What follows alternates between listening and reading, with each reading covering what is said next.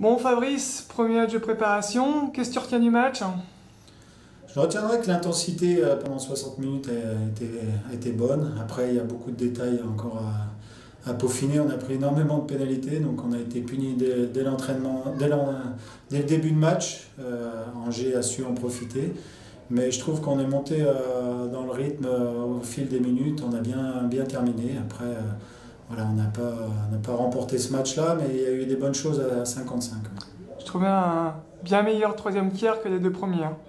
Ouais, c'est vrai que on a été un peu plus entreprenant vers la cage au troisième tiers. Parce on a essayé des jeux trop compliqués en premier et au deuxième tiers. Voilà, on n'a pas pris beaucoup de shoots, on n'allait pas vraiment vers la cage. Donc c'est ce que j'avais demandé au troisième, qu'on mette plus de shoots à la cage, plus de trafic. Et voilà, après c'était bien mieux. Et physiquement aussi, j'ai trouvé que l'équipe a su rester intense 60 minutes. C'est sûr que ça fait un peu moins de 10 jours qu'on a repris, il y a eu beaucoup de travail. Nous, on voyage beaucoup aussi, on va s'entraîner à Caen, on revient à Rouen, on s'entraîne à Caen. Donc voilà, on essaye de maximiser les heures de glace qu'on a là-bas, mais voilà, on sait qu'on a 5 semaines, on ne va pas être à la maison, on n'a pas la glace avant le 8 septembre à Rouen.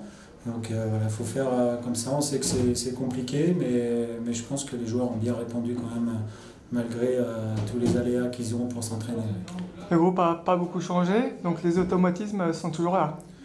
Ouais, c'est vrai on a plus dégraissé qu'on s'est renforcé. On est content d'avoir pris trois jeunes Français qui veulent aller, qui sont en porte de l'équipe de France, qui veulent aller plus haut, qui veulent progresser. Donc ça, c'est très intéressant pour nous de les faire progresser. Et puis c'est vrai que l'ossature est restée à peu près la même. Donc voilà, même si on a changé un peu les lignes, j'ai envie de voir autre chose, d'autres combinaisons pour avoir plusieurs solutions pendant la saison. Alex Alerdi parti, c'est un gros manque cette année pour Rouen. Ouais, c'est sûr qu'Alex nous a énormément apporté. Il a été décisif à beaucoup d'occasions, mais nous, avec les travaux qu'on a dans la patinoire encore une saison, on peut pas avoir le même budget que l'année dernière. Donc voilà, on préfère être serein, que les joueurs, que le club ne soit pas en péril.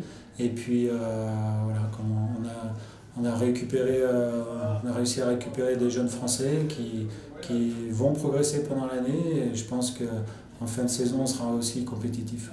Justement, tu disais dans tes médias locaux que Rouen visait le haut niveau européen.